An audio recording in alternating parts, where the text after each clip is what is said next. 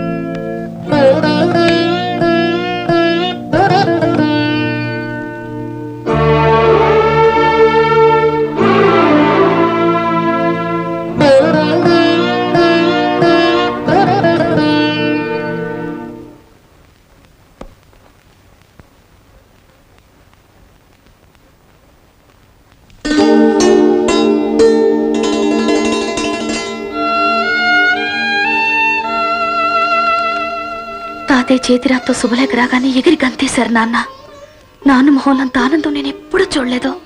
చిన్న పిల్లాడికి మళ్ళీ సంతోషంతో ఏడ్చేశారు. అన్ని పనులు మానుకుని వెంటనే ఇండియా రావడం కోసం వీసాలు, టిక్కెట్లు అన్ని ఏర్పాట్లు స్వయంగా చేశారు. గిఫ్ట్లు కొనడానికి వెళ్ళి తిరిగి వస్తుండగా యాక్సిడెంట్ అయింది. అమ్మ అక్కడికక్కడే కన్ను మూసింది. నాన్న నేనే హాస్పిటల్లో చేర్పించాను. నాన్న, నువ్వు మాత్రం ఇండియా వెళ్ళు.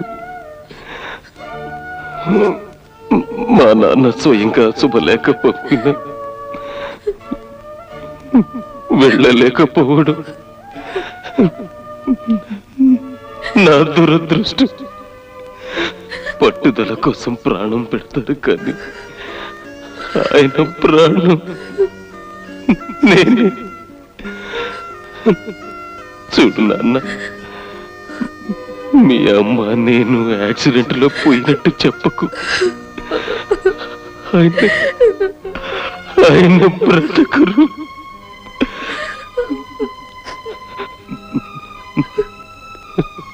సాధ్యమైనంత వరకు మా ప్రస్తావన రానికు.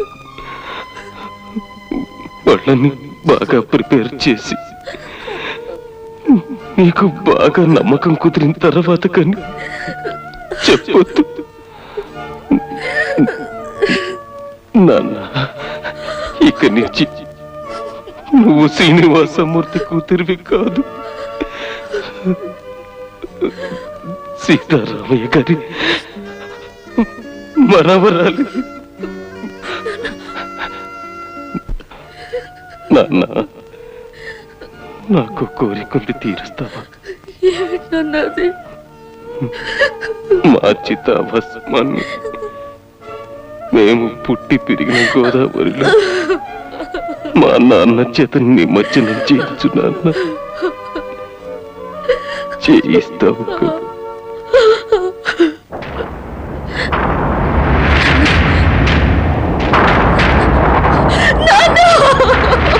వాసు!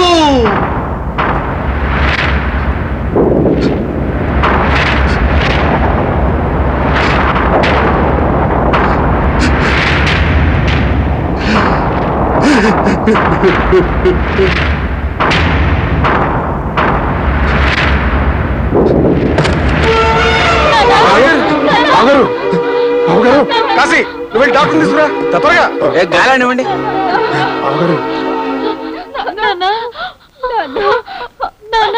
మామగారు, మీరు లేవకండి.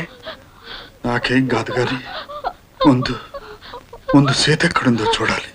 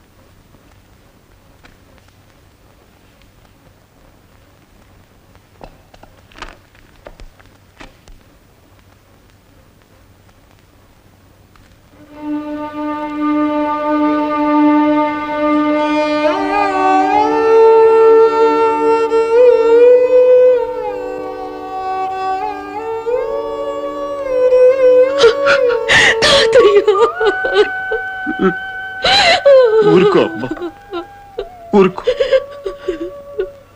నువ్వు డైరీ మర్చిపోయావు కదా. నేనంతా చదివానమ్మా, అంతా చదివాను. ఊరుకో అమ్మా, ఊరుకో. అఖండ గోదావరి తీరే అస్తి నిక్షేపణం కరిష్యామహే. యావదస్తి మనుష్యాణాం గంగాతోజేషు తిష్టతి తావత్ వర్షసహస్రాణి స్వర్గే లోకే మహీయతే. కృష్ణ కృష్ణ నారాయణ నారాయణ.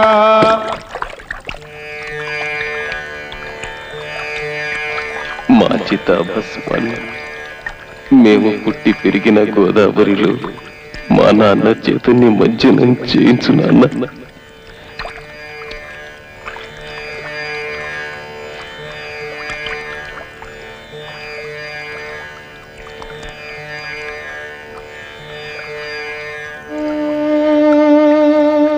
బాబు వాసు, నువ్వు నాకు లేకుండా పోయినా సీతలో కనిపిస్తున్నావు. జీవం లేని ఈ కర్ర నాకు ఉతక పంపావు.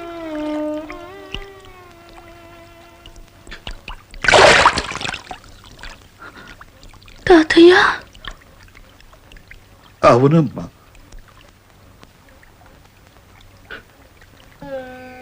నాకు ఊతగా నువ్వున్నావుగా, అంతే చాలు.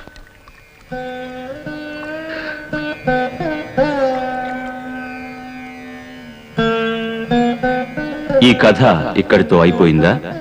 లేదేమో. ఇప్పుడు ఈ తాతకి ఆమె మనవరాలు. కొన్నేళ్ల తర్వాత ఇదే గోదావరొడ్డున ఈ సీతకే మనవడిగా ఆ తాతగారు ఆడుకుంటూ ఉండొచ్చు.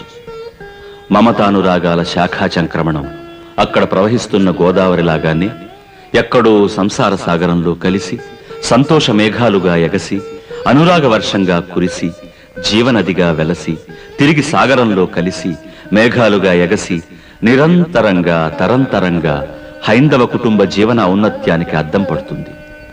ఇందుకు సాక్ష్యమే మా సీతారామయ్య గారి మనవరాలు.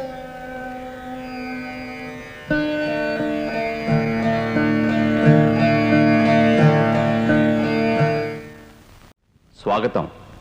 మా సీతారామపురం గ్రామానికి వచ్చిన మీకు అందరికీ సుస్వాగతం. కోనసీమలో మాదొక సుసంపన్నమైన గ్రామం. అరుగో మా ఊరి కామందు సీతారామయ్య గారు. కొబ్బరి పంటకు ప్రసిద్ధి మా ఊరు. అందుకే మా కామందు గారి గుండె కూడా నారికేళ్ల పాకం.